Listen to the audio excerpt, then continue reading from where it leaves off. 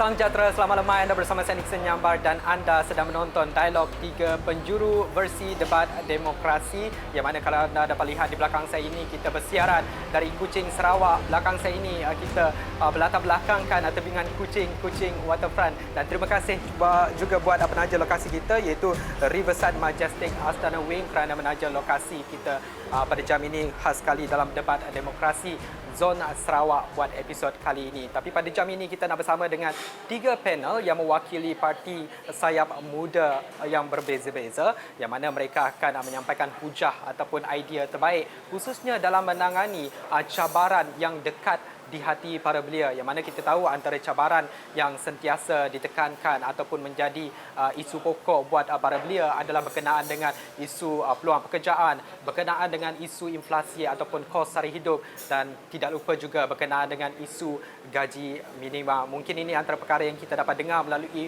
hujahan bersama panel kita pada jam ini dan tumpuan kita pastinya tertumpu pada Pilihan Raya Umum PRU ke-15 kali ini yang mana kita bakal menyaksikan pengundi 18 tahun ke 21 tahun buat pertama kalinya mengundi serta mencorak demokrasi negara kita. Dan untuk jam ini kita nak perkenalkan wakil pendebat kita. 3 wakil. Kita mulakan dengan Azim Rahman, merupakan Ketua Pemuda PBB N4 Pantai Damai dari Parti Pesaka Bumi Putera Bersatu. Panel pendebat kedua, kita ada Michael Kong Feng Nian, merupakan Ketua Depsi Kuching dari Parti DAP dan kita juga ada panel ketiga Encik NDG Anajinas merupakan Setiausaha Next Gen dari Parti Aspirasi Rakyat Sarawak. Selamat datang ke sesi debat kita pada jam ini dan sebelum kita mulakan dengan sesi hujahan ataupun debat berkenaan topik kita pada hari ini, izinkan saya untuk menjelaskan berkenaan dengan struktur ataupun format debat kita pada hari ini yang mana segmen pertama setiap pendebat akan menerima satu soalan yang telah disediakan oleh undi 18 dan anda akan diberikan masa 3 minit untuk menjawab soalan tersebut. Manakala segmen kedua, setiap panel pendebat akan berpeluang untuk bertanyakan soalan kepada satu sama lain. Kita ada 3 pendebat, bermakna seorang pendebat akan menerima 2 soalan dan setiap soalan perlu dijawab dalam masa 2 minit. Dan segmen ketiga pastinya para pendebat kita juga tertanya-tanya apa segmen ketiga itu. Saya juga teruja kerana segmen ini saya berpeluang untuk bertanyakan soalan buat panel pendebat kita dan anda diberikan masa 3 minit untuk menjawab soalan itu. Dan untuk kita mulakan segmen pertama, kita nak mulakan dengan Encik Azim Rahman, merupakan Ketua Pemuda PBB N4 Pantai Damai, Parti Pesaka Bumi Putera Bersatu, yang mana soalannya berbunyi, salah satu cabaran ekonomi anak muda ketika ini ialah kos sara hidup dan pendapatan atau gaji minima. Pada pandangan anda, mana satu yang perlu menjadi keutamaan buat kerajaan pasca PRU ke-15? Mengurangkan kos sara hidup atau menambah pendapatan? Kita mulakan dengan Encik Azim. Ya, terima kasih saudara Nick, my learned colleagues. Hari ini kita bicara tentang permasalahan ataupun cabaran yang dihadapi oleh anak muda yang sangat dekat dengan saya sebab tidak lama, not long ago, saya sendiri bergelar sebagai seorang mahasiswa and also a fresh graduate. The struggle which they are facing now is a real struggle and that struggle is still fresh in me. So bagi saya adalah amat penting untuk kita bicara tentang permasalahan ini. Kalau kita lihat Nick, berkenaan dengan 2 pilihan, either kurangkan kos sara hidup dan yang kedua iaitu menambahkan pendapatan rakyat. Kalau kita lihat yang pertama, saya menganggapkan perkara ini mengurangkan kos sara hidup melalui subsidi, melalui handouts. Saya anggap benda ini sesuatu yang sangat popular and popular in the short term. Namun saya rasa saya lebih cenderung dengan long term solutions which may take time, but on the long run, playing the long game, that's the best suitable and sustainable answers which we need to bring as policies by the government. Jadi, apabila kita lihat pada bicara tentang menambahkan pendapatan rakyat, it has to be how we plan to propose to trickle the economy is by diversifying our revenue, diversifying our income, not being heavily reliant kebergantungan kita yang sangat tinggi dengan industri sunset industries. For example, timber, which is not good for the environment, and maybe oil, which is going to deplete in some years to come. And bagi saya sesuatu yang sangat yang saya yakin tentang kerajaan negeri pada masa ini adalah berkenaan dengan post-COVID development strategy 2030 PCDS, yang mana perancangan jangka masa 10 tahun pasca COVID ini welcome new economies like biodiversity dalam microalgae, hydrogen economy, part of it, dan pelbagai lagi sources of income and revenue yang saya rasa amat beneficial, yang bagi saya adalah ekonomi alaf baru sesuai dengan anak muda seperti Nick sendiri dan saya sendiri, generasi kita, untuk kita for us to explore those kind of new income and new revenue. Dan semestinya kalau kita bawa new revenue, new economy ini, ianya memangnya membawa kepada new type of employments. When we have more employment, opportunities towards employment is wider and bigger, and it eventually gives much more purchasing power for rakyat untuk membantu ekonomi masyarakat, khususnya ekonomi anak muda. So between these two, saya lebih cenderung untuk kita to have a much more long-term solution with a clear policy by a stable government to exercise or implement new economies for the community. Baik, itu kenyataan sepak mula daripada Azim Rahman, Ketua Pemuda PBBN 4 Pantai Damai, Parti Pesaka Bumi Putera Bersatu. Soalan yang sama juga kita nak lontarkan kepada Michael Kong Feng Nian, Ketua Depsi Kuching, mewakili Parti DAP. Salah satu cabaran ekonomi anak muda ketika ini ialah kos sara hidup dan pendapatan atau gaji minima. Pada pandangan anda, mana satu yang perlu jadi keutamaan buat kerajaan pasca PRU 15? Mengurangkan kos sara hidup atau menambah pendapatan rakyat? 3 minit anda bermula sekarang. Kos sara hidup dan pendapatan adalah dua isu yang penting, dan kedua-dua isu ini mesti wujud bersama. Kalau kita mau untuk mempunyai satu kos sara hidup yang berpatutan, kita pun mesti memastikan terdapatnya satu satu skim atau satu sistem di mana rakyat kami dapat pendapatan yang berpatutan. Kalau kita menumpukan kesemua perhatian kami terhadap menurunkan kos sara hidup, ini adalah satu langkah jangka masa yang pendek, kerana ini bermaksud kerajaan perlu continue untuk keluar berbilion-bilion ringgit untuk subsidi barang keperluan asas secara berterusan. Tetapi kalau kita pada masa yang sama, kalau kita lihat dari segi peningkatan pendapatan, ini adalah satu langkah masa jangka panjang. Kerana apa-apa dasar polisi untuk meningkatkan pendapatan mesti dilaksanakan secara bersasar. Dan kalau kita mesti melaksanakan secara bersasar, impak atau kesan peningkatan pendapatan ini hanya akan dirasai oleh rakyat pada masa hadapan. Oleh kerana itu, pada pendapat saya, untuk golongan anak muda, apa yang amat penting adalah satu sistem pentadbiran yang based on good governance. Kenapa kita cakap good governance adalah kerana dengan good governance kita boleh menghapuskan penyelewengan dengan rasuah. Dengan menghapuskan kedua-dua ini, kita boleh build the confidence. Kita boleh meyakinkan pelabur-pelabur syarikat asing untuk melabur dana dekat negara ini. Sebagai contoh, kalau kita lihat Pulau Pinang, yang iaitu satu negeri kecil yang langsung tiada natural resources. Tetapi pada tahun 2021, FDI Pulau Pinang adalah 76.2 bilion. Manakala pada masa yang sama, tahun yang sama, Sarawak cuma melaporkan FDI berjumlah 23.16 bilion. So, ini adalah hasil daripada good governance. So, kalau kita lihat balik dekat zaman Pakatan Harapan, kita pun meningkatkan persepsi kami di indeks persepsi rasuah Transparency International daripada posisi 62 kepada 51. So adalah penting untuk kami sebagai satu negara untuk ada satu good governance supaya kedua-dua aspek ini sama ada kos sara hidup atau pendapatan boleh dikendalikan secara serentak. Baik, itu ujahan yang diberikan oleh Ketua Depsi Kuching DAP Michael Kong, yang mana beliau ada menyentuh berkenaan dengan pendapatan bersasar dan juga sistem pentadbiran ataupun good governance yang penting untuk bukan sahaja mendapatkan keyakinan para belia dan juga membina kerajaan yang stabil. Adakah kita melihat ujahan ini akan disahut oleh panel kita yang ketiga, NDG Ana Jinas, Setiausaha Next Gen dari Parti Aspirasi Rakyat Sarawak? Kita dengarkan ujah beliau, tapi sebelum itu kalau boleh saya recap semula soalan buat beliau. Salah satu cabaran ekonomi anak muda ketika ini ialah kos sara hidup dan pendapatan atau gaji minima.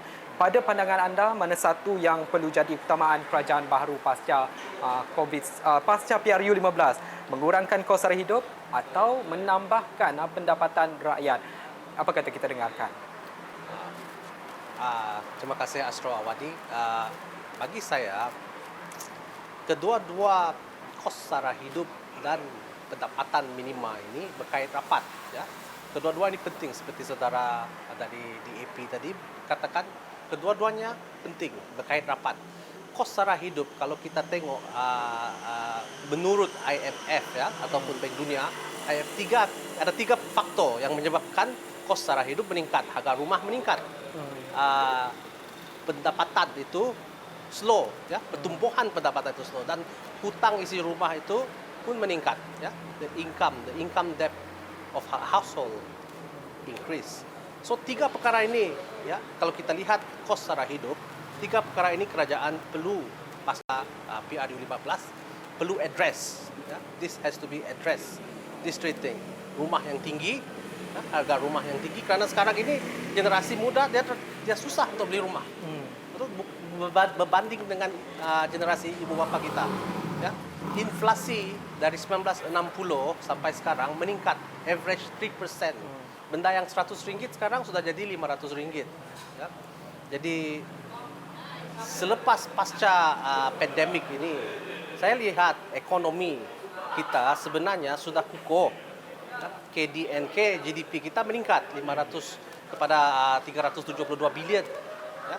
Kita pada tahun 2020 zaman pandemik, kita ialah kedua pengeluar terbesar untuk barang-barang yang high tech, 92 bernilai 90 lebih bilion USD. Jadi kita sebenarnya ekonomi kita kukuh, ya. Tetapi kos sara hidup itu tinggi dan gaji minima masih di sini. Jadi ia berkejar-kejaran, ya. Yang sentiasa meningkat. Kita naikkan gaji, tapi kos sara hidup meningkat lagi. Jadi benda ni dia tak habis. Jadi apa yang kita perlu buat ialah kita perlu normalisasikan, ya, tahap-tahap ini supaya stable, supaya tidak ada disparity di antara kedua-dua ini. The differences between the cost of living and gaji minima ini, ya, kita perlukan dia sama rata ataupun sekurang-kurangnya disparity itu dikurangkan. Itu yang kita harapkan.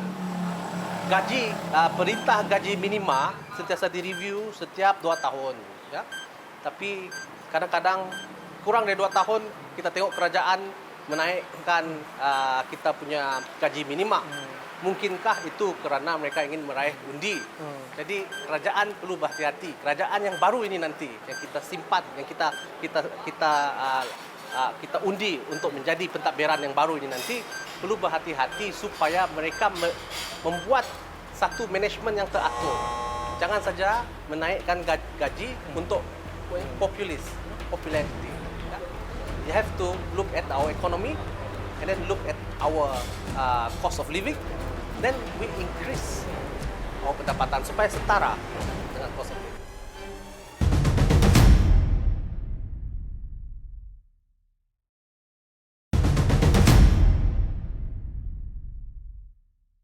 Baik, bertemu semula bersama saya Nixon Nyambar dalam Dialog 3 Penjuru versi debat demokrasi bagi Zon Sarawak. Kita baru saja selesai dengan segmen pertama yang mana mereka mendapat soalan daripada undi 18 dan telah pun menjawab dengan hujah yang cukup kukuh ataupun sepak mula yang cukup baik dalam sesi debat kita pada jam ini. Tetapi kita dalam segmen kedua ini kita nak buka ruang buat para pendebat kita untuk bertanyakan soalan kepada satu sama lain. Jadi pada jam ini kita nak mulakan dengan Azim Rahman. Mungkin boleh bertanyakan soalan kepada Michael Kong. Apa soalan Azim untuk Michael yang telah disediakan? Boleh teruskan. Soalan saya kepada Michael. Kalau kita lihat tadi kita bincang tentang gaji minima, ya, it is derivative daripada Seksyen 23 Akta Majlis Perundingan Gaji Negara 2011, yang mana kita ada review. It was implemented since 2012. Few reviews sehingga yang baru-baru ini. Pada asalnya gaji minima di Semenanjung dan di Sarawak berbeza. Sekarang ini just 1.5 thousand throughout the country. Kita faham, kita orang Sarawak lebih faham tentang betapa sukarnya geografi kita di sini, transportation, logistics, etc. Saya ingin tanyakan pendapat Michael, wajarkah Sarawak mempunyai kuasa undang-undang untuk mengadakan takrifan kita sendiri? Because we know more of our own people, should we have our own legislation untuk kita takrifkan berapa gaji minima di Sarawak? Berbeza dengan yang national. Thank you for the question. I'll answer the question in English. So for me, the minimum wage, it really goes back to good governance. All right. If we look back in 2020, when Pakatan Harapan was the government of the day, we implemented a minimum wage and increased it to 1,200 ringgit. But during that time, we could not feel, or the impact of inflation was at a minimum. Throughout Pakatan Harapan's era as a federal government, our inflation rate was only 0.7%. And if you compare it to now, which for the past 3 months, the average inflation rate was 4.5%. This is only in the last current government. So why I go back to good governance? Because with good governance, we can keep all these things in check.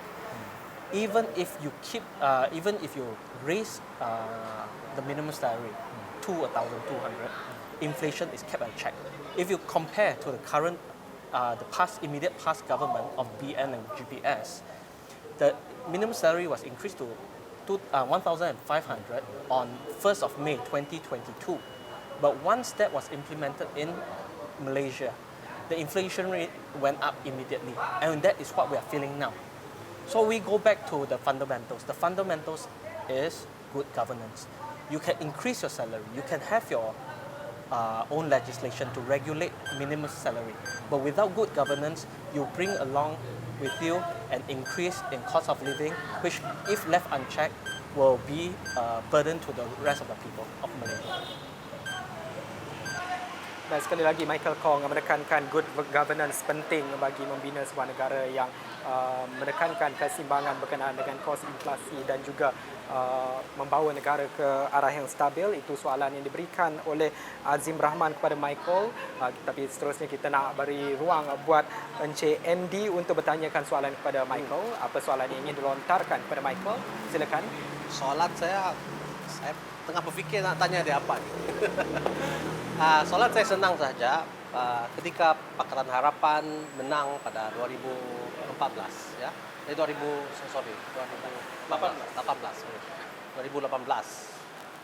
Pakatan Harapan menjanjikan untuk mengembalikan kita punya royalty kepada 20%. Ya, tetapi mungkinkah ada kita melihat kesukaran untuk manifesto itu direalisasikan secepat mungkin, ya. Jadi saya bertanyakan sini, memandangkan saudara Kong kita dari DAP, sekiranya Pakatan Harapan menajui lagi kerajaan baru yang akan datang ini, adakah mereka dapat menunaikan manifesto yang terdahulunya yang sepatutnya memberi 20% revenue, 20% royalty of the revenue to the state government back, or are they reviewing it, are they increasing it, or Are they decreasing it, or what are, the manifesto? Is it still there? Is it still in place? And how are you going to realize it? In your 100 days, you are not able to realize it during your tenure as the government. But come this election, if you win, can you actually continue with the legacy of what you have saying and promised the Sarawakian people? We want the 20% back to the people of Sarawak. Yes, thank you for your question.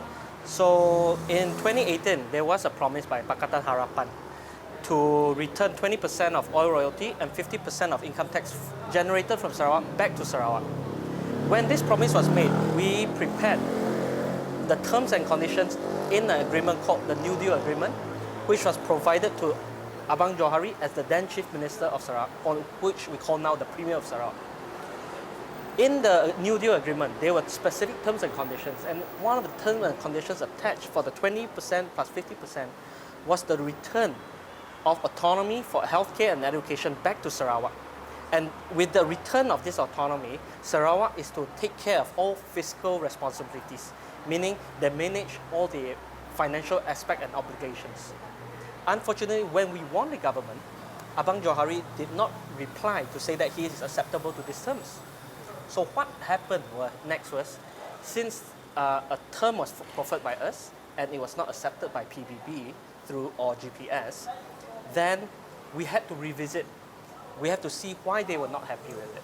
And our way of revisiting terms and conditions was to form an MA63 Special Steering Committee. And this comprised of a federal, all the ministers from the federal level and representatives from the state level. And they met a couple of times. And I believe Abang Johari was reported to say that progress of the meeting went on very well. So it showed that there was a progress and a sincerity from Pakatan Harapan to fulfill this promise. But then we had to fine-tune these terms and conditions based on what Abang Johari wanted. All right, and as for moving forward, whether we will be fulfilling this promise in this coming GE15, I am not part of the manifesto committee. So I am not in the position to say that whether we are promising the same thing as well. We believe that manifestos must be met. When we became the government, we had 5 years to meet the manifesto, but our tenure was cut short. I believe that in our manifesto, we are addressing whether there is a specific promise on a 20% or 50%, I am not in position to say, but I can say for certain that we are promising that we will look into this oil royalty, we will look into the autonomy of healthcare and education back to Sarawak as well. Baik, masa telah pun tamat untuk Encik Michael Kong memberikan ucahan menerima soalan cukup panas pada Encik Andy. Dan kita teruskan segmen kedua ini yang mana Azim akan bertanyakan soalan kepada Andy. Jadi Azim, apa soalan anda untuk Andy? Silakan. Ya, terima kasih Nick. Soalan saya kepada Andy. We have seen your party, I would say, bit new party, and you've contested in the past elections. I wouldn't say not many seats. And I would also presume that in the next upcoming general elections, I think 1 or 2 aspirasi would contest. If hypothetically, if you were to win and you to have a seat, you would still become the minority. You maybe 1 or 2 seats. How would you still bring effect or impact your aspiration for Sarawak and also for at national level? That's a good question. Yep, our party is not new. We are quite old already, about 20 plus years. Yeah, because our party is known as STAR before. Yeah, by Dr. Patau, originated by Dr. Patau, founded by Dr. Patau, and we changed the name to Aspirasi. But you still can see STAR in Sabah, yeah, by Dr. Jeffrey Kitingan. But over here we are different. We are Aspirasi, but that is just another offshoot. They use the name.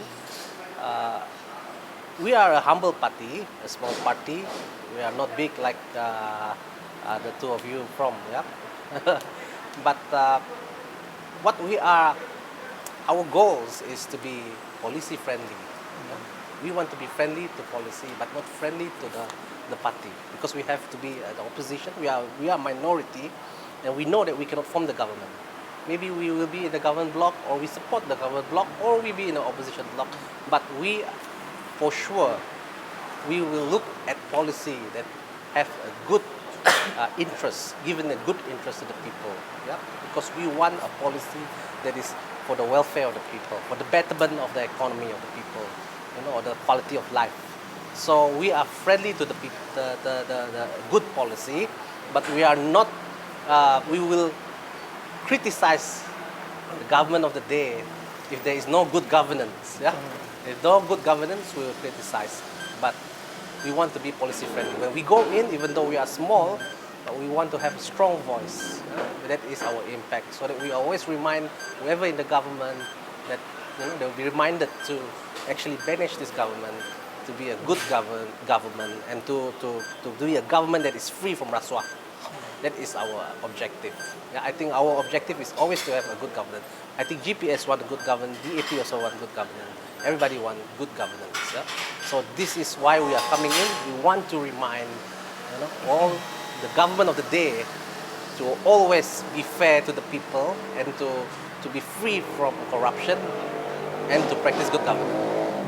Good governance dan policy friendly itu yang ditekankan oleh Encik Andy yang menjawab soalan kepada Encik Azim. Seterusnya kita beri ruang buat Encik Michael untuk bertanyakan soalan pula kepada Encik Andy.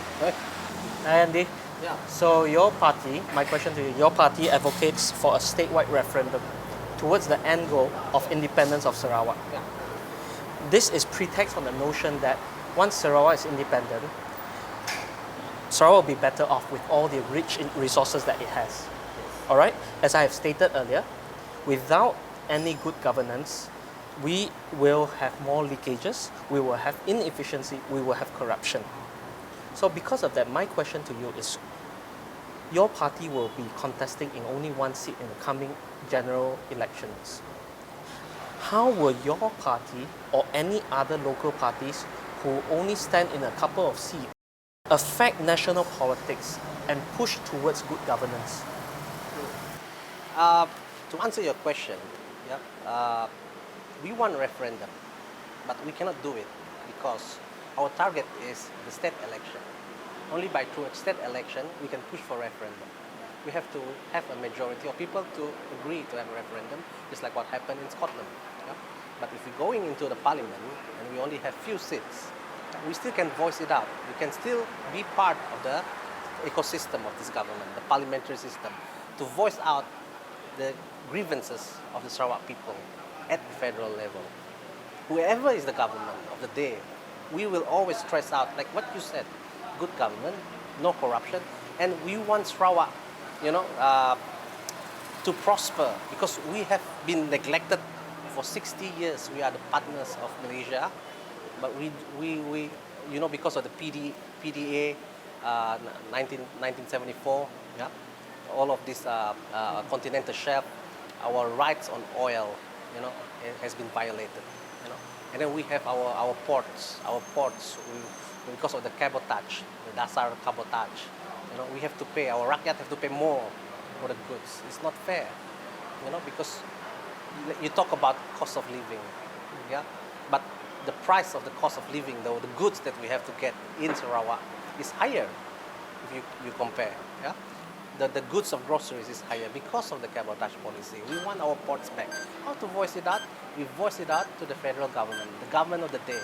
Give us back what we entitled to. Give us back, our oil. 20% not enough to me, if you ask me. It has to be 50-50 maybe. Yeah? Or maybe 30-30. 30 to Sabah, 30 to Sarawak. 60%. We produce 60% of our oil from Sarawak and Sabah. Right? So we want this to be back to us, all of this. So this is what we are fighting for. If we cannot voice it out, we voice it out through our MP. One or two, never mind. But we'll voice it out. We'll make sure that any opposition bloc or the government bloc to always have Sarawak in mind, so that they will not neglect us, they will not trample us again. This is our hope and our aspiration. Baik, terima kasih Encik Andy, penuh semangat menjawab soalan yang diberikan oleh Encik Michael. Tapi sekarang ini kita nak beralih pula kepada panel pendebat kita yang pertama. Tiba masa Encik Michael dan juga Andy untuk bertanyakan soalan buat Encik Azim. Tapi kita nak beri ruang kepada Michael untuk bertanyakan soalan yang telah disediakan untuk dilontar kepada Encik Azim ketika ini. So Encik Azim, your party, PBB, has been part of the Sarawak state government and the federal government for over 50 years. All right? And yet Sarawak is still one of the poorest states throughout the nation. The immediate past Minister for Domestic Trade and Consumer Affairs is YB Alexander Nantalinggi, which also comes from your party, PBB. During his time as a minister, the cost of living for Malaysians have ballooned. So the track record has shown that PBB's failure to keep such has consistently failed to keep such issues in check. My question to you now is, how can the people be expected to believe and trust that PBB and GPS understands the plight of our people and have the will and the ability to tackle such issues? Yes, thank you, Michael. When we talk about PBB being part of BN for over 5 decades, we've been there and we've lost the elections. When we lost the election back in 2018, we realized that actually the current system, the federalism system, where most of the system is centralized based on the federal government, we are in the opinion of that in terms of partisan base, it doesn't really work. It doesn't work efficiently 100%. So if we were during that time that our party, I was yet remember that time, that material time, we decided that we want to have a say on our own partisan wise. We have our own say in policies. We have to have our own say in things which we know of better than being heavily reliant on having masters back in Semenanjung, Malaysia. So I think I'm confident that right now, being in the early part of GPS, bringing new policies from my own government, as I mentioned earlier on just now, PCDS, these are the new, I would say new economies which we have not had 50 years ago. Any other states do not have hydrogen energy, not yet. We were the first one. Even biodiversity and microalgae, we have that. Other states, I'm not sure do they have that. Sovereign fund, we are one step ahead of other states, and that is why I feel I'm confident that the leadership of my party is leapfrogging the economy and not repeating and doing the same industry, same direction as how we did in the past 50 years. So I'm very confident that right now that PBB is in a very positive track, of also upholding our own rights and also bringing new economy to trickle the economy for Sarawak. Jadi itu apa yang dibawakan oleh Azim yang menyentuh berkenaan dengan ekonomi baru, berkenaan dengan PCDS, usaha kerajaan negeri juga, dan untuk meningkatkan ekonomi negeri. Tapi sekarang ini kita nak bagi pula peluang buat Encik Andy untuk bertanyakan soalan kepada Encik Azim pada jam ini. Silakan. Encik Azim, you're representing GPS. GPS has been the government for, I think, as we know from our independence.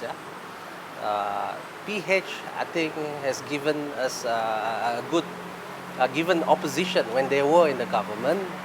They give a sort of allocation to the opposition. Not much, but I think it's about 100,000. I think. And because of the MOU we saw with our PM Ismail Sabri, they give us equal allocation. Everybody signed the MOU between the opposition, the main opposition bloc, and the government. But GPS didn't do it. They did not give allocation to the opposition because in opposition areas we also have people who support the government. So as a young generation like you, would you bring this up, to the higher leadership? Because this is the way forward for me, the way I see it, the way forward for political maturity. We must have equal allocation for all members of parliament or aduns. What do you think? Thank you, Andy. First things first, as a disclaimer, as a member of a party, I'm not part of the government. We saw the federal government recently gave equal allocations post the MOU, and certain members within my party leaders, when we lost the election in 2018, they felt how it felt like becoming an opposition, or bawa tahu saya dah peruntukan, bawa tahu allocation for budgetnya kurang ataupun si ada. But for me as the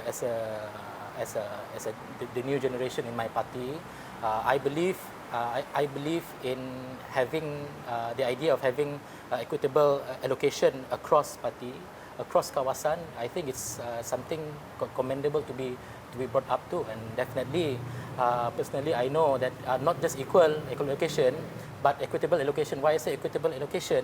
If you look at my kawasan here, just behind there, Kampung Boyan, if you want, our allocation is 5 million. For example, 5 million. 5 million here and 5 million back in Mulu is very different.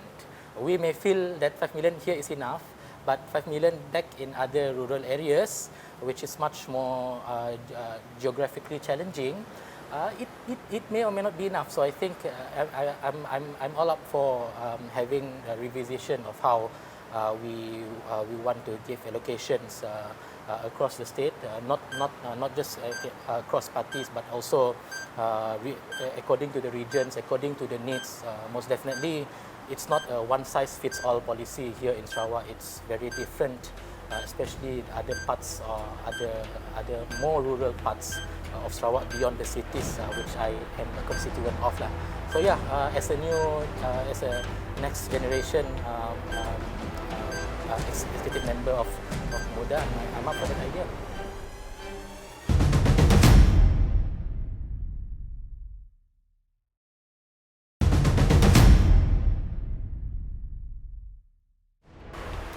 Baik, bertemu semula dalam dialog 3 penjuru debat demokrasi Zon Sarawak. Kita telah pun selesai dengan segmen pertama dan juga segmen kedua. Kali ini kita ke segmen ketiga, yang mana panel pendebat kita bakal menerima soalan cepu mas yang telah saya sediakan buat ketiga-tiga panel kita pada hari ini.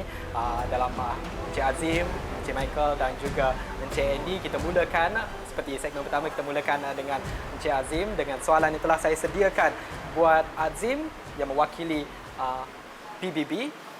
Soalannya, sebagai sebuah negara yang membangun, bagaimana anda melihat masa depan etnik di Sarawak ini, khususnya dalam imej citra Malaysia? Silakan, Cik Azim. Terima kasih Nick untuk masa depan khususnya di Sarawak. Saya sangat teruja kerana kita sekarang ini kita mempunyai pemimpin yang sangat berwawasan, yang ingin menjadikan Sarawak ini menyedari Sarawak ini memerlukan lanjakan paradigma dari segi ekonomi dan dari segi sosioekonomi di sini. Dan apabila kita sebut tentang masyarakat kita, penting untuk kita hubungkan perancangan yang asli ada, polisi kerajaan yang stabil ini kepada aspirasi, supaya aspirasi kerajaan ini sama and the people's aspiration are in line together.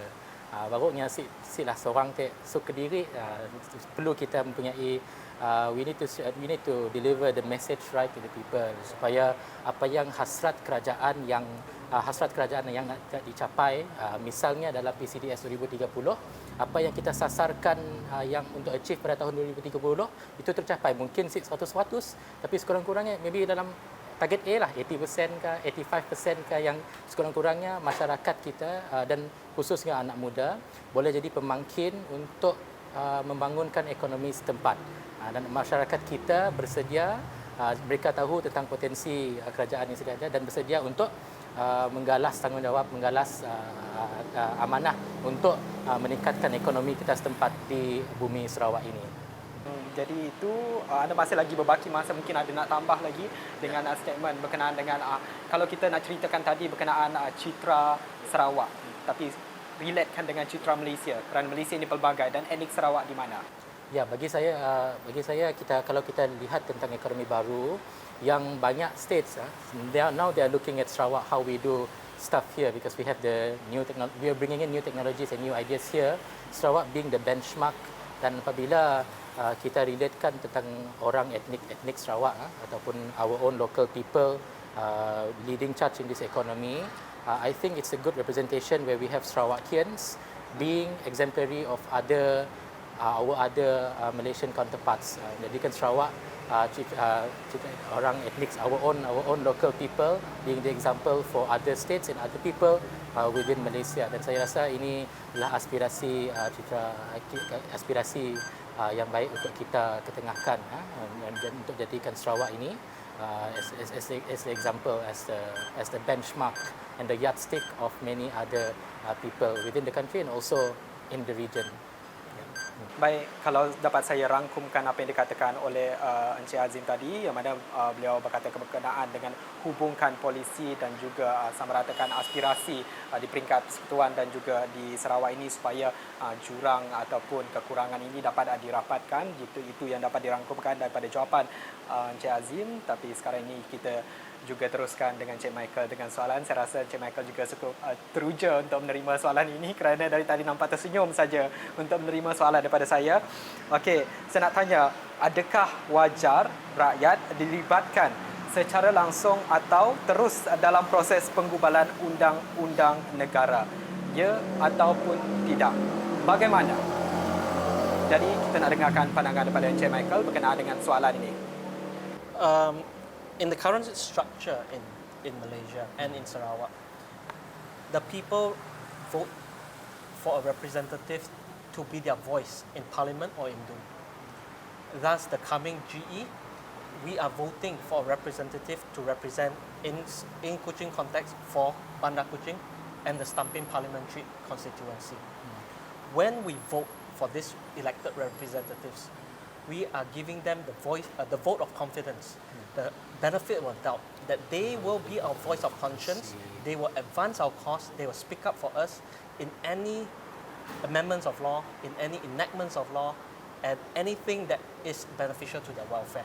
And that is why it's very important in every election process, particularly in this GE15, especially for the new voters, the young voters, to really look into the backgrounds of all the parties that are standing for the elections. What does this party represent? And who does this party support to become the Prime Minister of the day? At the end of the day, this GE is about all this. It may seem messy before this, but the gist of this coming GE15 is as simple as that. Do we want the old government, or do we want a change, a possible change? And so far, all the coalitions, all the small parties, all the, be it the PSB in Sarawak, be it PBB and GPS, they have openly come up to say that they are in support of any coalition except for PH and DAP.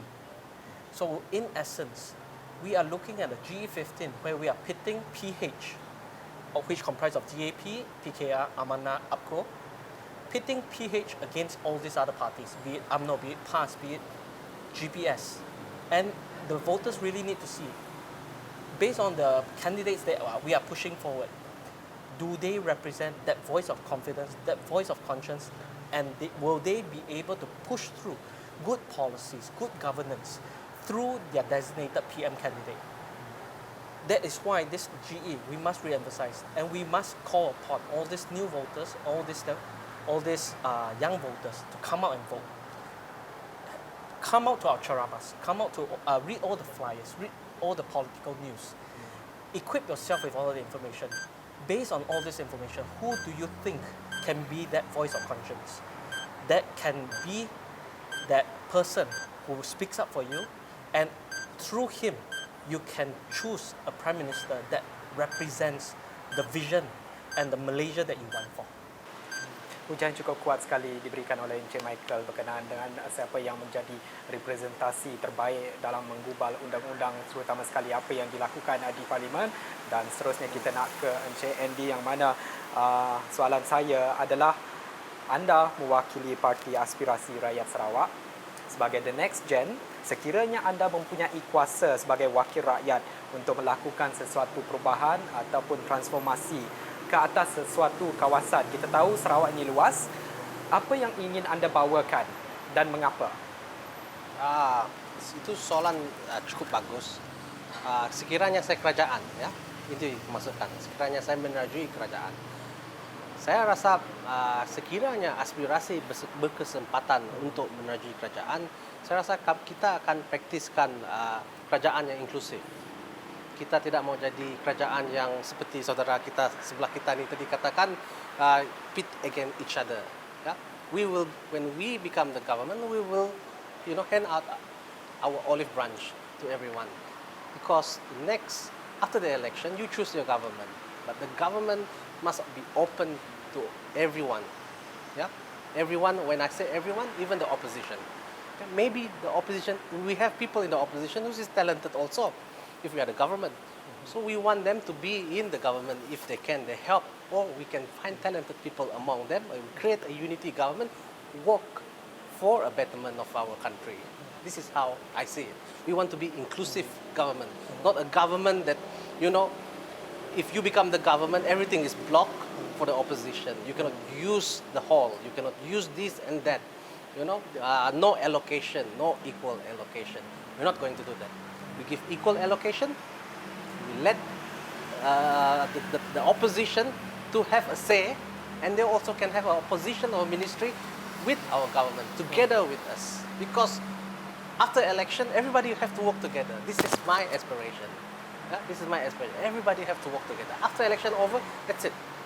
Then we want to improve the people. So we want inclusivity. Yeah? We want to include. If my party, even though small, let's say we have this dream, we can form the government. My aspiration is this government has to be inclusive of everyone. We want talented people from every party, regardless what is their ideology.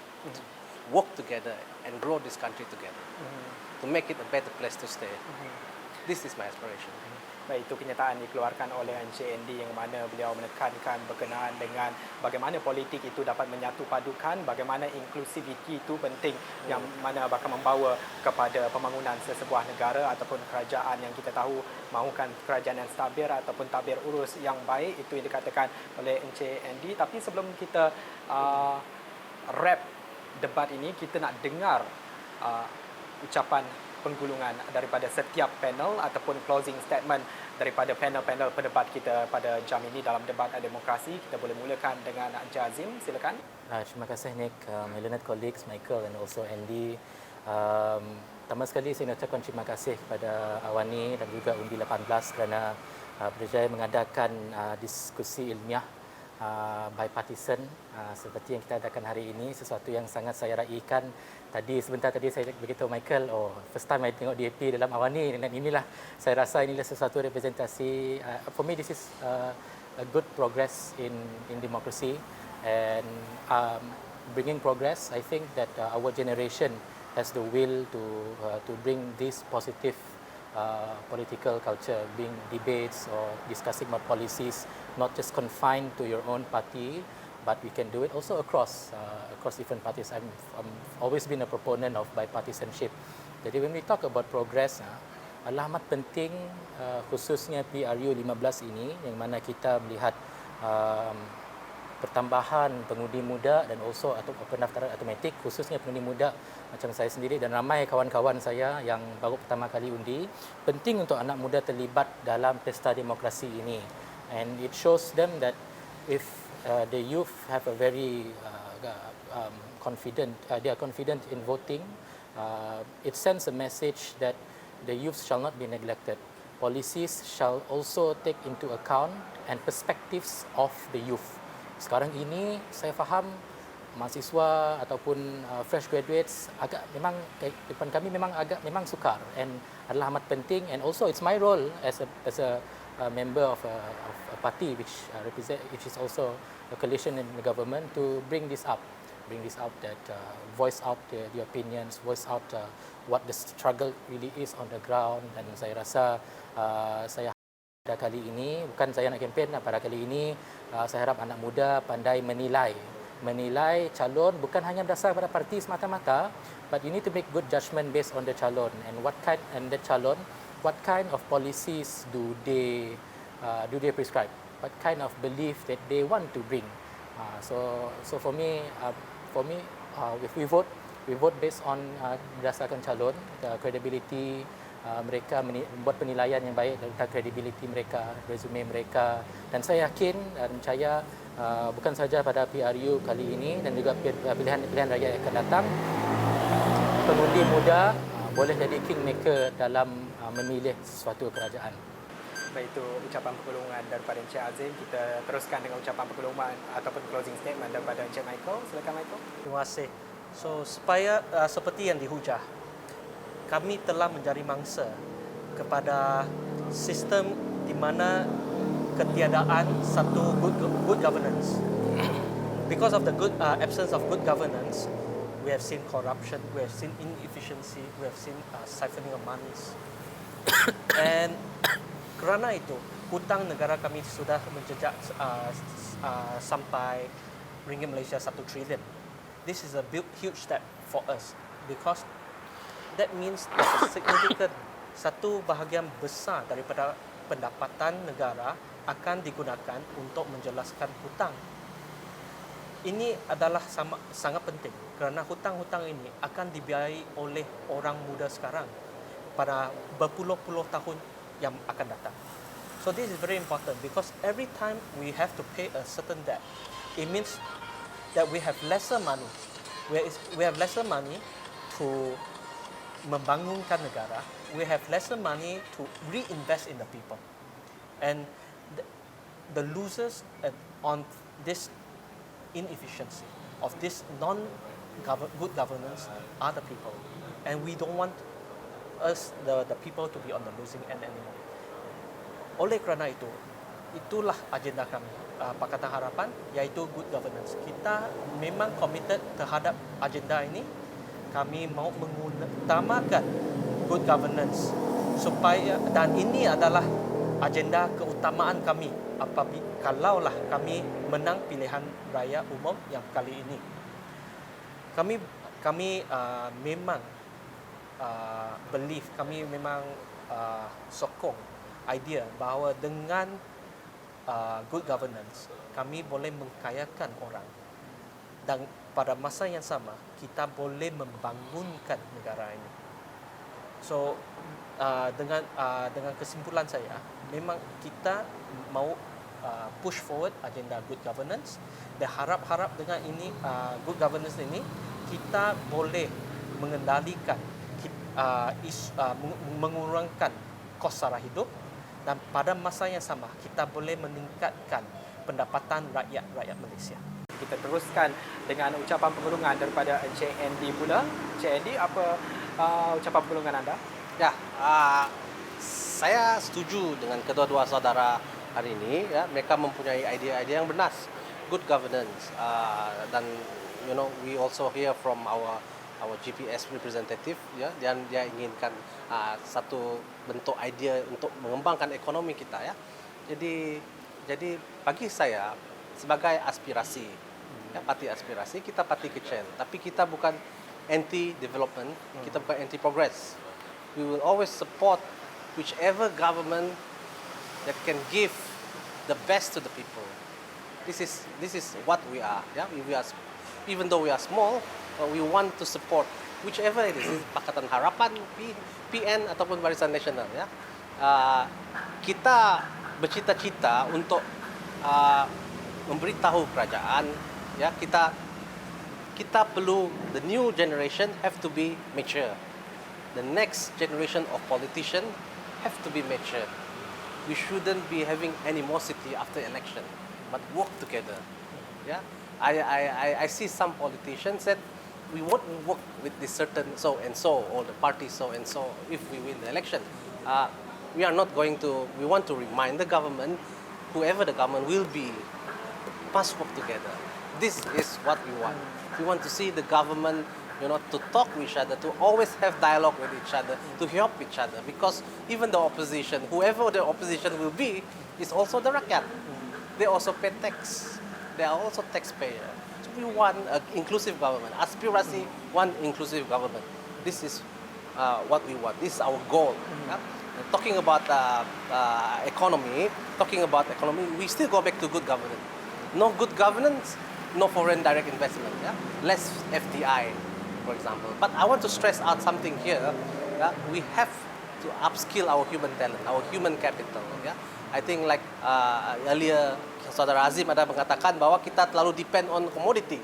Jadi kita perlu human capital. Kita perlu dengan good governance, we invest in human capital supaya the young generation be able to, to sustain themselves.